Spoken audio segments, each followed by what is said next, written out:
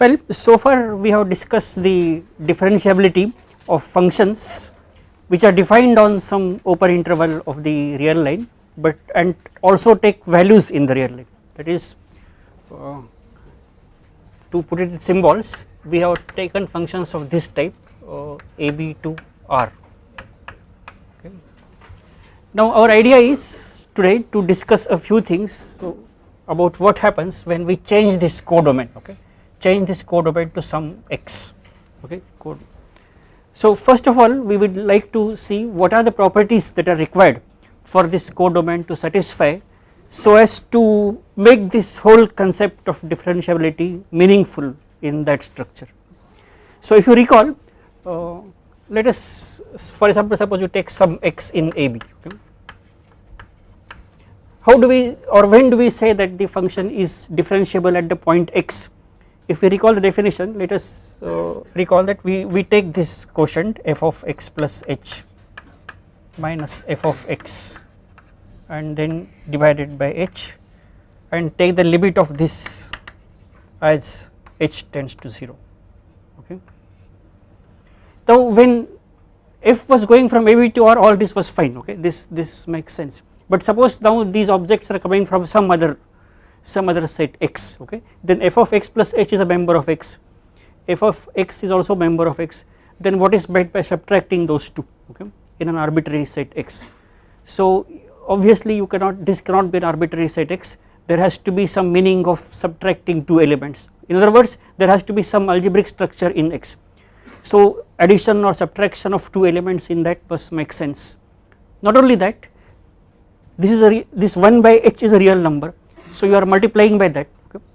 So multiplying by a real number to an element of that also should have some meaning. Okay. And I think by now you would understand what I am coming to, since you are also doing the course on linear algebra simultaneously. What is required is that this must be a real vector space. Okay. That is, if you are given two elements in this, there should be some meaning of saying when the two elements, what is meaning by addition or subtraction of two elements, and what is meaning by multiplication of a real number and that. Okay. So the minimum thing that is required is that x must be a real vector space. Okay. That is clear. Okay. Now, but that is not enough. Okay. Suppose x is a real vector space, this quotient or this fraction makes sense. Okay. But we want something more. Okay. We want to take the limit of that as h goes to 0. Okay. Limit of that is, that means the whole process of taking limit also must be meaningful in that vector space. Okay. So you cannot take vectors, totally arbitrary vector space. Okay. On that vectors, and you have seen till now that you can talk of limits when it is a metric space. Okay.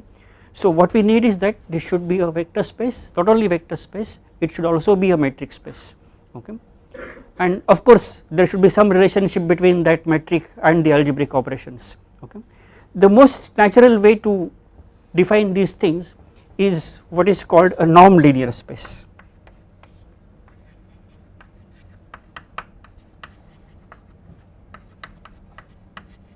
Okay.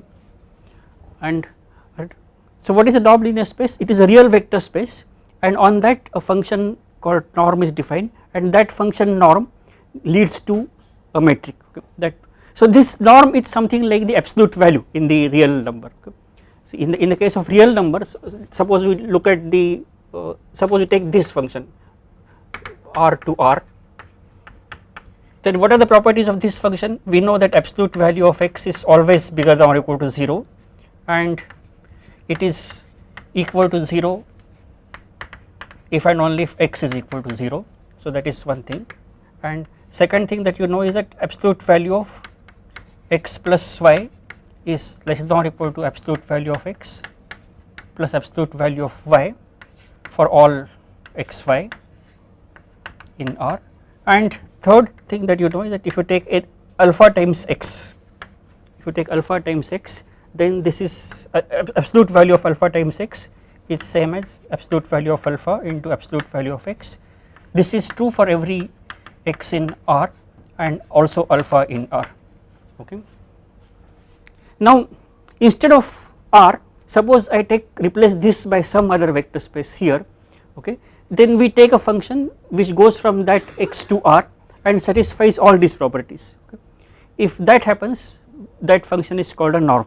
Okay. That function is called a norm. So let us just look at that. So let us say X is a real vector space. Of course, we can define something similar in the complex vector space also, but we shall not go into that much of generality. Okay. X is a real vector space, and suppose we denote this function by norm. Okay. Norm is a function which goes from X to R. Okay. So we will say that a function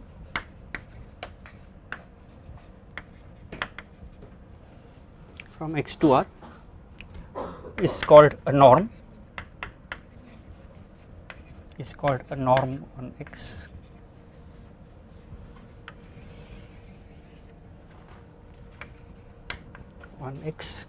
If it satisfies the properties which are similar to this. Okay, wherever I have written here absolute value, you replace that by norm. Okay. So first property is that norm of X is bigger than or equal to 0 for every X in X, and it is equal to 0 if and only if X is equal to 0. Okay. Second property is this, norm of X plus Y is less than or equal to norm of X plus norm of Y for every xy in X. This is a property which is usually described as triangular equality.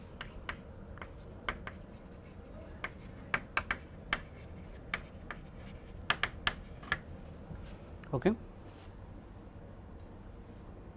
And third property is norm of alpha times X is same as absolute value of alpha into norm of X. This happens for every X in X and every alpha in R. Okay. You might have wondered while writing the properties of this absolute value, why did I take alpha here, because I could have written this as simply y into X. Okay. But this is one of the convention followed is that if X is a vector space over some field R or C or whatever it is, you normally denote the elements of the vector space and underlying field by different sets of symbols. Okay. So for example, one can use the convention that will denote the elements in X which are called vectors as by the usual lowercase English letters X, Y, Z, etc., and elements in R which are called scalars by this letters alpha, Greek letters alpha, beta, etc. Okay. So a normed linear space is nothing but a vector space on which a norm is defined. Okay. So you can say a normed linear space is a pair. Okay. So a normed linear space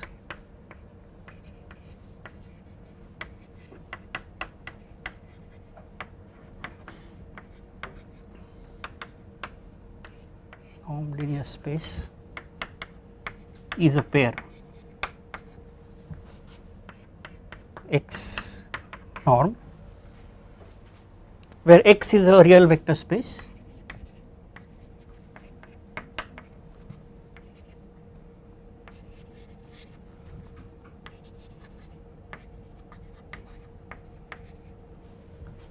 and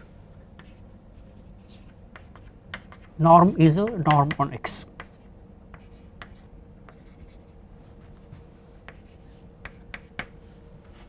Okay. You can compare this definition with the definition of a metric space. Okay. Just as we define first what is meant by a metric. Given any set X, we define, of course it is not a function from X to R, it will be a function from X cross X to R, satisfying some properties similarly. Okay. That is called a metric on X, and a metric space is a pair X comma D if D is a metric on X. It is similar. Okay. Now what is the relationship between a normed linear space and a metric space? It is that a large number of metric spaces are basically normed linear spaces. Every normed linear space is a metric space. Okay. Of course converse is not true. There are, so except examples like for example you have discrete metric space, that is not a norm linear space, because you can define discrete metric on any set, whereas norm you can talk of only on a vector space. But most useful examples of metric spaces are norm linear spaces. By the way, there can be different norms on the same vector space, okay, just as there can be different metrics on the same set, similarly there can be different norms on the same vector space. So as vector spaces those two will be the same, but as norm linear spaces those two will be different objects, okay. Suppose I take two different norms, okay, then there will be two different objects, okay. Now what is the relationship between a vector, that is vector space and this norm linear space and a metric space? As I said just now, every norm linear space is a metric space. How does that happen? For that you have to give a function which goes from x cross x to r, starting from this norm, okay. And again, for example, what is this? Here you have the properties of the absolute value on the real line, okay. How is the metric on x, so called usual metric on x is defined? Distance between x and y is nothing but mod of x minus y. You do the same thing in arbitrary norm linear space. You define distance between x and y as norm of x minus y, okay. Distance between x and y as norm of x minus y, that is a metric, okay. So you can define d from x cross x to r by d of xy as norm x minus y.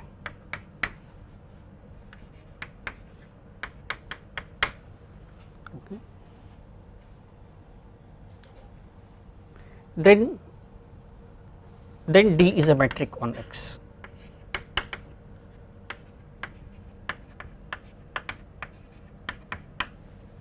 D is a metric on x, okay. Now how does one check that d is a metric on x? Let us, in fact it is fairly easy, we can quickly verify this, okay. For example, what is required for showing that d is a metric? First of all, dxy should be bigger than or equal to 0 for all x and y. Is it true?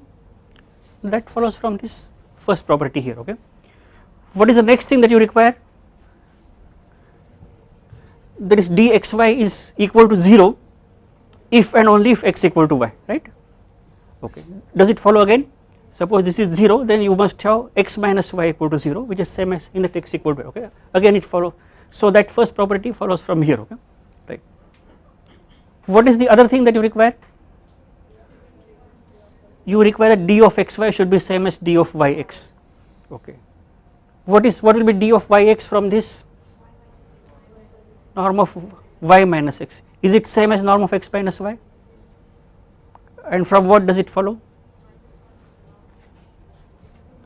It follows from here, okay. Suppose you take alpha is equal to -1, okay, then norm of minus x is same as norm of x, so that will give norm of x minus y is same as norm of y minus x, okay. And what is another thing required? Oh, you require that if you take for all x, y, z in x, you require that d of xz should be less than or equal to d of xy plus d of yz, right, okay. And this is what you call triangular inequality in metric spaces, right, okay. Now what is d of xz? This is the thing but norm of x minus z. What about this d of xy? Norm of x minus y, and this is norm of y minus z, okay. So can you say that norm of x minus z will be always less than or equal to norm of x minus y plus norm of y minus z, okay, right. And again, from what does it follow? This property here, okay. For example, you take a as let us say x minus y, b as y minus z, then x minus z will be a plus b, okay, and that will give this property here, okay. And that is why this is also called triangular inequality, okay, that is why this is also called triangular inequality, alright. So every norm leads to a metric, every norm leads to a metric. So this is d is a metric on x, and this metric is called induced by this norm, okay. it is called induced by this norm. D is a metric on X, D is said to be induced by this norm.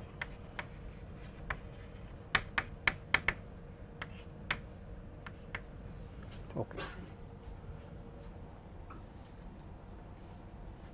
Of course, here one may ask an obvious question, is suppose you are given a vector space and a metric on D, is every metric on a vector space induced by some norm? Okay. Again the answer is no. Okay. Again there are metrics which do not come from any other norms, because norms will have some more properties compared to the metric. It is possible to give say when exactly a metric is induced by a norm, etc., but I think that discussion will take us too far away from what we basically want to discuss. Okay. So instead of getting into various properties of this norms and their relationship with metrics and properties of norm linear spaces, that is basically a subject of functional analysis. Okay. In functional analysis you learn norm linear spaces and operators on norm linear spaces. Okay. So coming back to what we want to discuss, we just have see some well known or usual examples with which we deal with. Okay. So one example is this, R with the usual absolute value, that is a norm. Okay. R with the usual absolute value, that is a norm. Okay. Similarly you know that absolute value can be defined on C also, C, right. If C is a complex number you can talk of what is meant by its absolute value. Okay. Okay. And that also satisfies all these properties. Okay.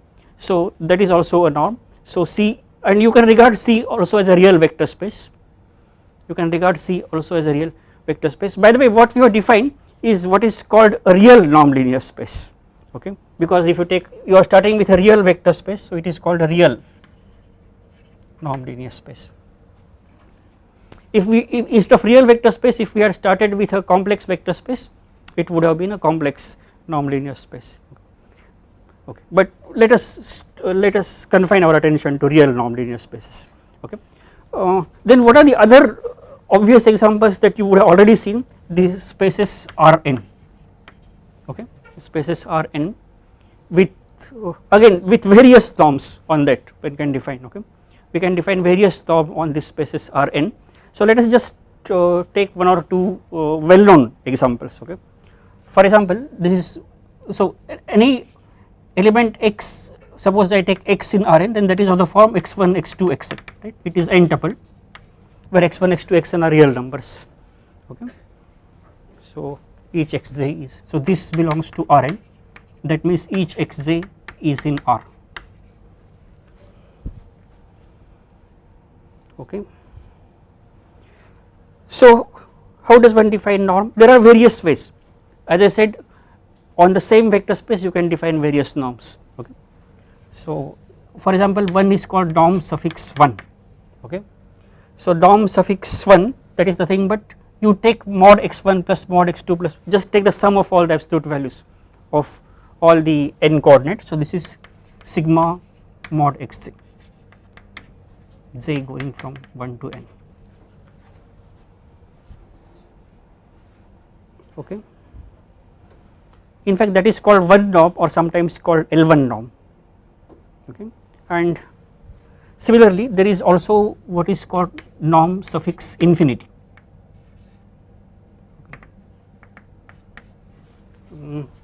Instead of taking the sum of the absolute values, you can take the maximum of the absolute values. Okay. Okay. That is called norm suffix infinity, that is maximum. Anyway there are n numbers, mod x1, mod x2, mod xn, you take the maximum of this, so that is maximum of mod xj. And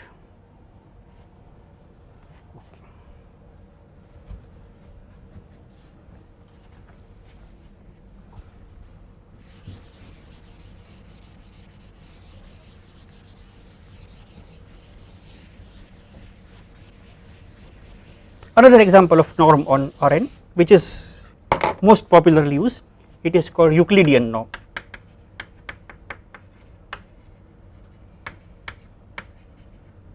And that is denoted by this norm suffix 2.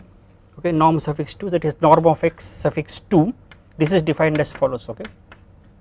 By the way, I suppose you are familiar with this symbol. Okay. This means whatever is there on the left side, okay, its definition is on the right of this symbol, okay. So this is sigma mod xj square, j going from 1 to n, and then take its square root, okay. Okay. So okay, similarly instead of taking this power 2 here, one can also take some other power between 1 and infinity, mod xj to the power p and then whole to the power 1 by p, that is called norm suffix p, okay, it is called, okay. So one can define any number of norms on a given vector space, and each of this norm will lead to a metric, okay. Each of this norm, for example this norm will lead to a metric, this norm will also lead to, for example if you look at the definition, if you look at dxy is nothing but norm of x minus y, okay.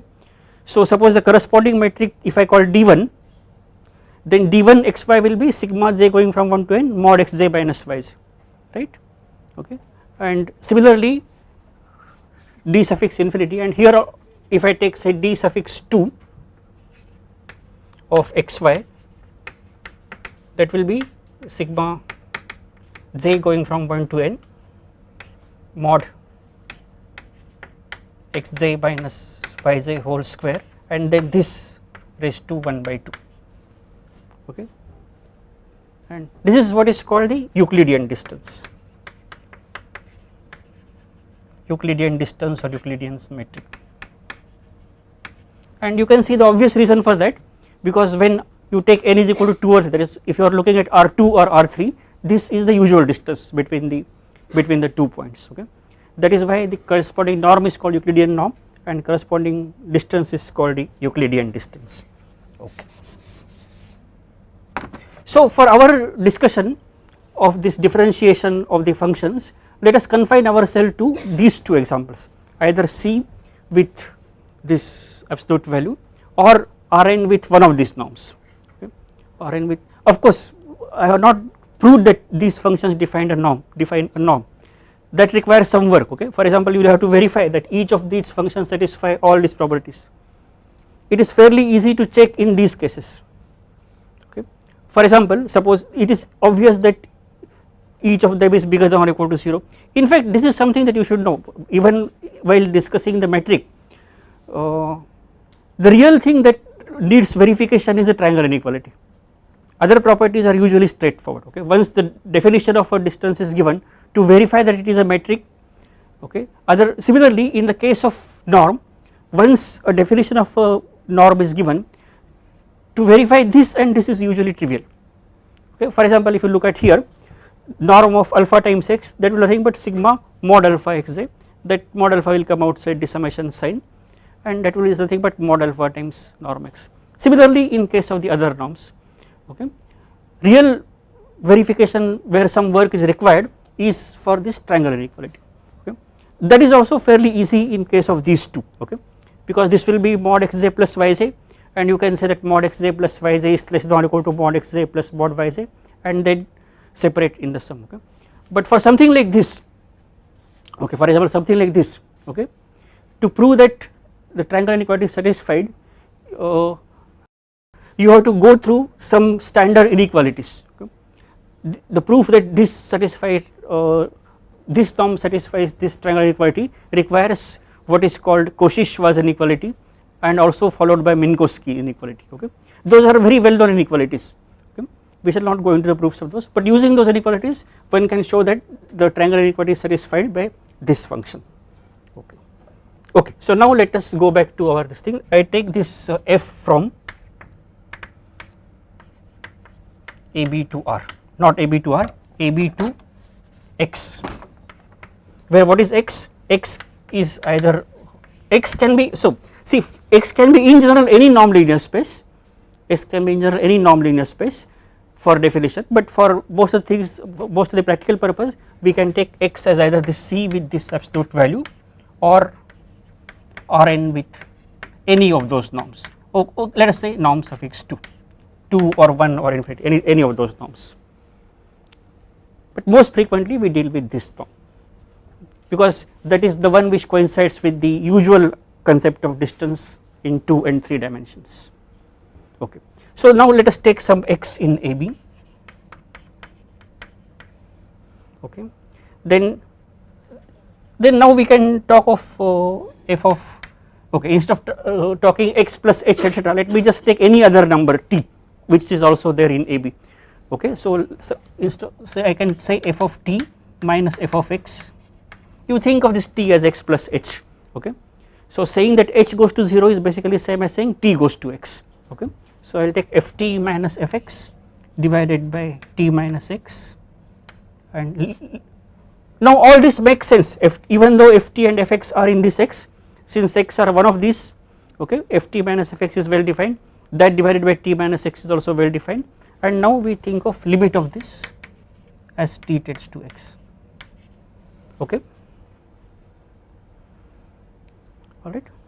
And now limit is also, of course limit may or may not exist, okay, but the concept of limit is well defined because this is a metric space, okay.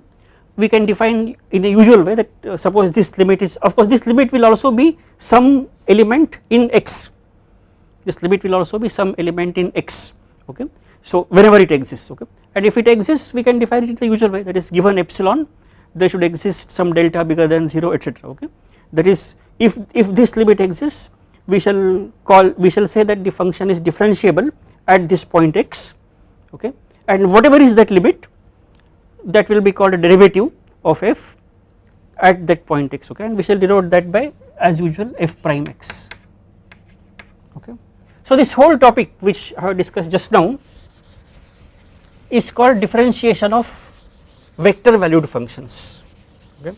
This is called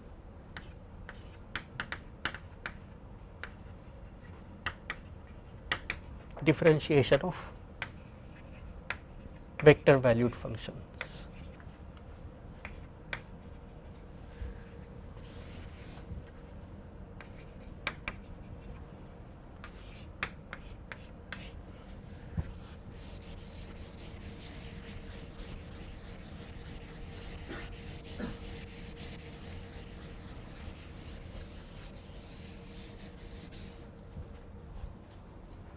Remember this f prime x also will be an element in this space x, so either in C or Rn etc., okay. Okay. Now the question is fine, you can define what is meant by differentiation of this vector valued functions, but can you do something further about that, okay. Of course one can also ask one more question, why just replace this codomain by some other thing, why not think of replacing this also, okay. Yes, that can be done, but it will lead to some more complications, so we will not go into that, okay. That is something you may perhaps learn in your course in advanced calculus, okay, that is where you talk of differentiation of functions which are also defined in R2, R3 and things like that, okay. Anyway, this is little simpler and we shall discuss here, okay. So the question is what other things go through, obviously one can define what is meant by derivative, then whatever are the very routine things about the derivatives, those will go through even for this vector valued functions, okay. And what are those? For example, the theorems about the derivatives of the sums, okay. For example, if you take two functions f and g, okay, and suppose f and g both are differentiable at a point x, then f plus g is also differentiable, okay, and the value of the derivative is same as f prime x plus g prime x, okay. Product we cannot talk about in general because there may be no product in this x, it is just a vector space, okay, it is just a vector space. So given two elements in x, the product may not be defined, but if you have some more additional structure on x you may talk about the product also, but let us not go into, certainly there is no meaning of talking about, of course you can talk of product here, product in C, because you have there is a definition of product of two complex numbers, but suppose you take two elements in Rn, you can talk of dot product etc., but not the usual product, okay, because the product will not be in Rn. And similarly you can talk of multiplying, but you can talk of multiplying by a real number to a function f, okay. For example, you can talk of the function alpha times f, okay, right, when alpha is a real number and its derivative also will be same as alpha times f prime x, okay. Then one can also see the following things, okay, we can for example let us first take this case C, okay. So when for example suppose f is a function from AB to C, okay, Now what does this mean? It means that fx is a complex number, right. It means that fx is a complex number and each complex number has a real and imaginary part, okay.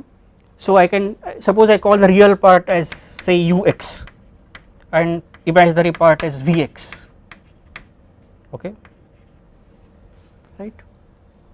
Then for each x in AB you have defined these two real numbers, okay. In other words, every such complex valued function leads to two real valued functions u and v both from AB to R. Similarly v from AB to R, okay, right. Now the obvious question here is, what is the obvious question?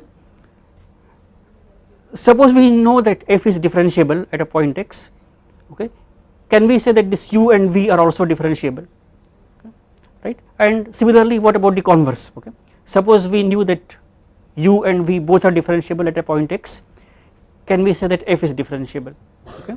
Now again the answer to this question, both of these question is yes, okay, that is f is differentiable at x if and only if u and v both are differentiable at x. Let me just write that here, that is the result, f is differentiable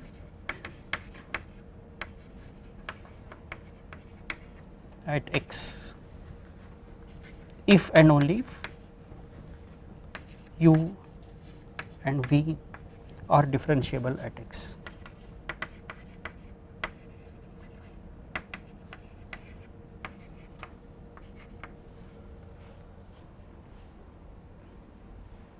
And how does one prove this? In fact I would say that this follows from the property of the absolute value function on the complex numbers, okay.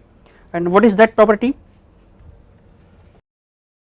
That is, suppose you are given any complex number z and say z is equal to x plus iy, okay, then how are the absolute values of z and x related?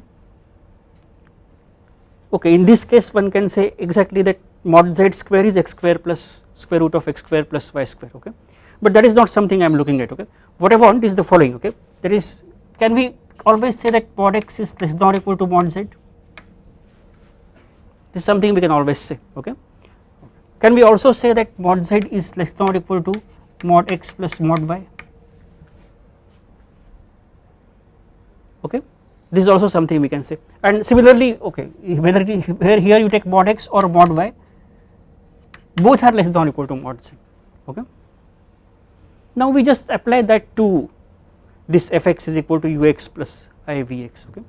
So suppose you write here fx is equal to ux plus I vx, then and similarly f of t will be ut plus I times vt.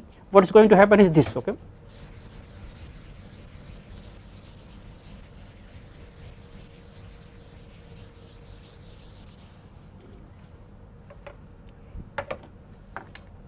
See, so ft minus fx, this will be same as, suppose I write ft as ut plus I times vt and fx as ux plus I times vx, so this will be simply ut minus ux plus I times vt minus vx. And okay, suppose you divide this by t minus x and this, I will write this I here, this also divide by t minus x, okay.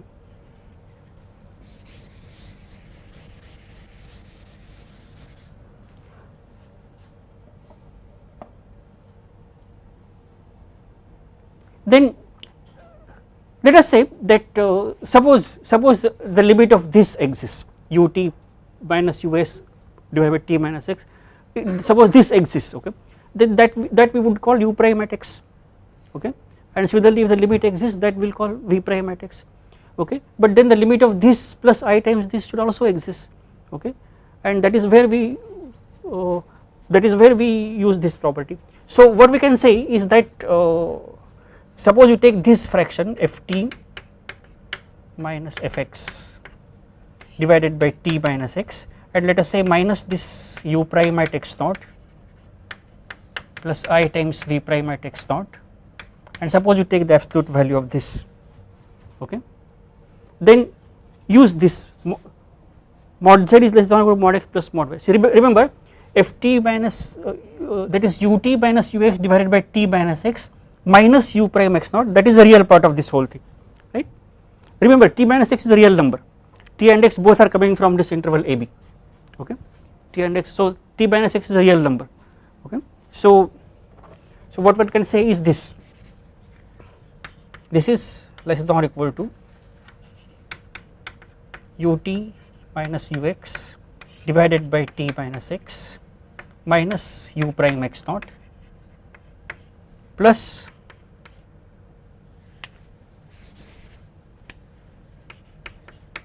vt minus vx divided by t minus x minus v prime x naught, okay.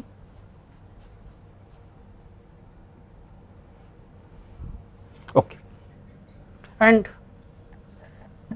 suppose we assume that this has a limit and its limit is u prime x naught, which is same as saying that this goes to 0 as t goes to x, right, and similarly this also goes to 0 as t goes to x, okay, and which is same as saying that because this left hand is less than or equal to that, this will also go to 0 as t goes to x, which is same as saying that the limit of this exists as t goes to x, and that limit is same as u prime x plus I times v prime x, okay. Okay.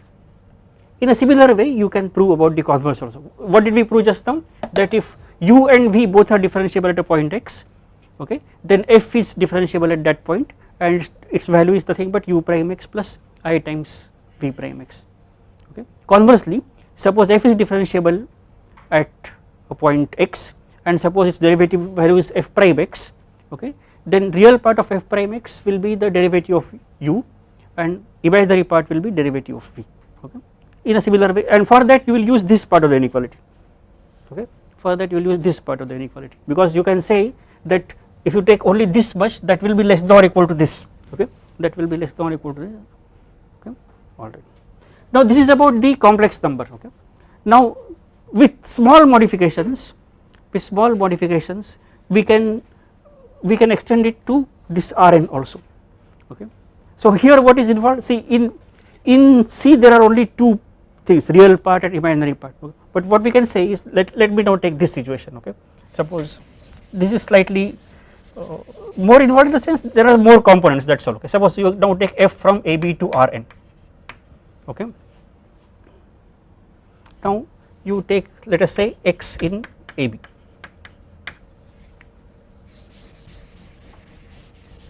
what will be fx? Fx will be a member of Rn, right, fx will be a member of Rn, right. Now if it is a member of Rn, what is Rn? Rn consists of n tuples of real numbers, okay.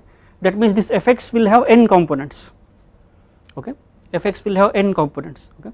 So I can call, suppose I call the first component as f1x, so I can suppose I can call this fx as follows, okay. I will call the first component as f1x, second component as f2x and the nth component as fnx,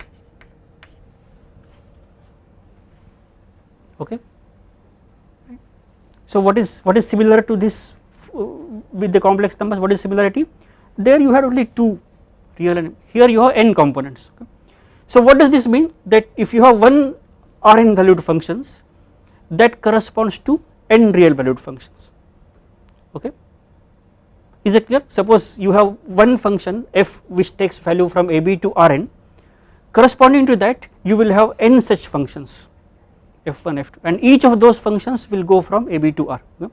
So suppose I call each jth function here is fj, fj will be a function from AB to R, fj will be a function from AB to R, okay. And now coming back to differentiability, what will be the corresponding question and their answer here? what we would ask is the obvious thing. Suppose I knew that f is differentiable at a point x, okay, what can you say about each of these n functions, okay. So what we must expect is that each of these n functions are differentiable at that same point x, okay, and what will be the value of the derivative? It will be nothing but see f prime x naught, that will also have n components, okay, its first component will be the derivative of this, its second component will be the derivative of f2, etc., okay, that is what we should expect, okay. And that also can be proved again by essentially the same idea here, okay, that is just as we had seen that in case of if the complex number z is x plus iy, we wrote that mod x less than or equal to mod z and mod z less than or equal to mod x plus mod y, etc. Similarly for each, suppose you take x is equal to x1 x2 xn, okay, and you take any norm on this, okay, any of those norms, okay, then each of those norms has the following property, that if you look at mod xj, if you look at mod xj, then that is less than or equal to norm x, whatever norm you take, okay, whatever norm you take, and that is less than or equal to mod x1 plus mod x2 plus mod xn. This is true for every x in Rn, okay. Since I said that most often we will be discussing this L2 norm, let me write it for this, okay. And this is what we shall you will use to show the following, okay, I will remove this.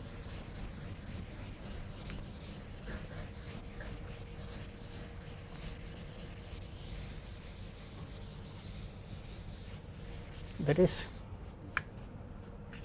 f is differentiable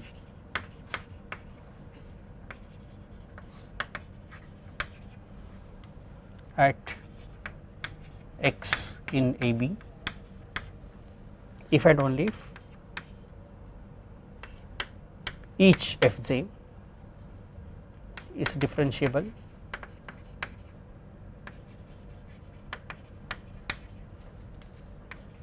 at x in AB.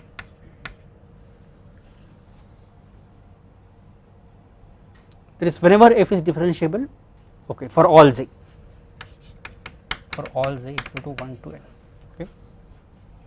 That is if f is differentiable, f1 f2 fn are differentiable, and if f1 f2 fn are differentiable, then f is differentiable. Not only that, we can say something about the value of the derivative, okay. We can say that in this case, that is wherever, see there are two statements here and we are saying that this happens if and only if this happens, and whenever any one of these happens we also have this, and f prime at x is equal to f1 prime x, f2 prime x, etc., and finally fn prime x, okay, okay, all right. Similarly, one can say what happens if you take the composites of two functions, etc., okay. Now these are the things which go through in a similar way as in the case of functions going from AB to R, okay, but you should not be under the impression that everything goes through, okay. There are a few things which fail also, okay. There are a few things which are true in the case of functions like this f from AB to R, okay, and which are not true in the functions of this type, okay. And one of the most important in such properties is the mean value theorem, okay. Let me again recall what is, let us take the case of Lagrange's mean value theorem, okay. What did that say? That if you take the function from, okay, so this,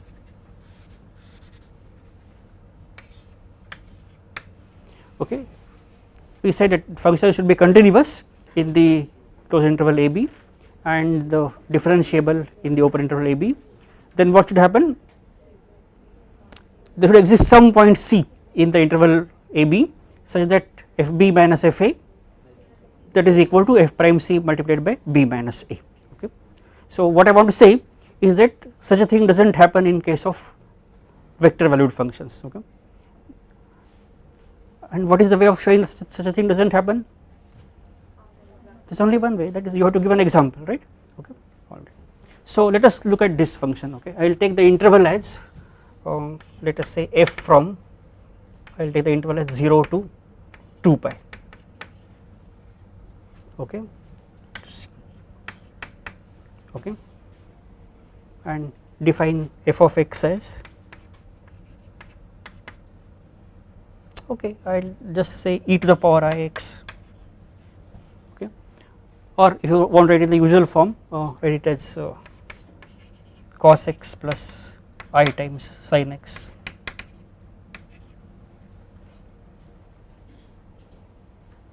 Okay, all right. Okay, is this function continuous 0 to 2 pi? Is it also differentiable? We can use what we showed just now. Okay, it is a complex order function. If it is differentiable, if I don't leave, its real and imaginary parts are differentiable, and real and imaginary part is nothing but cos x and sin. Those are well known differentiable functions, and we can also say what are the derivatives. Okay, okay, we can say that this is f prime x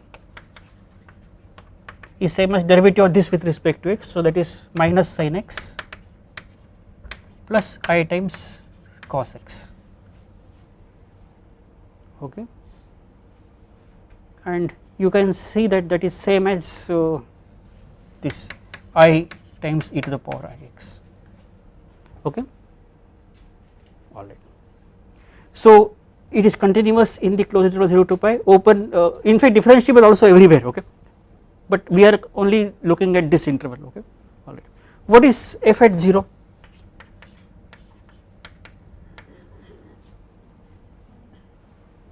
F at 0 is 1. Okay.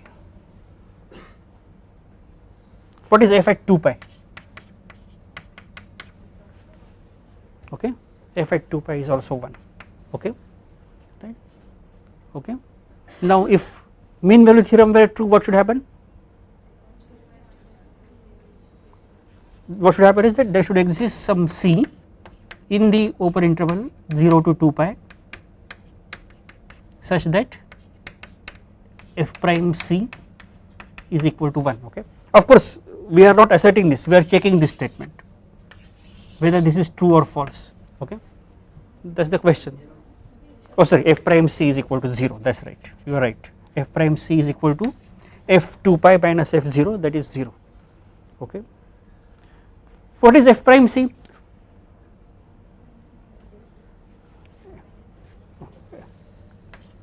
F prime c is equal to, either you write in this form I e to the power I c, or okay minus sin c plus I cos, okay, whichever way, and this has to be 0. Okay, is that possible? And what is the reason why it is not possible? Alternate zeros. Yes.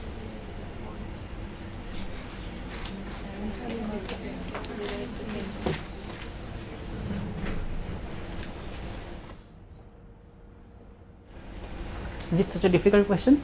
What is the absolute value of f prime c? What is mod f prime c? 1. So can it be 0? Right? That is it, right? Okay. For no c, f prime c can be 0, right? For no c, f prime c can be 0. Okay, so we can say, so what we are saying is that in fact there exists no c for which, so this is a false statement. Okay, if you take any c, in fact you can say that if you take any c in the interval 0 to 2 pi, absolute value of f prime c is equal to 1. Okay, so it is not going to be 0 for anything. Is that clear? Okay. So mean value theorem is false. Okay, and hence since mean value theorem is false, whatever we have proved using mean value theorem, we cannot expect that to be true. Okay, for example something like in fact Lagrange's mean value theorem does not make sense at all, because it will involve dividing a function, one function by the other, so dividing one vector by the other. So forget about Lagrange, forget about Cauchy's mean value theorem. Okay, Lagrange's mean value theorem is false, Cauchy's mean value theorem does not make any sense.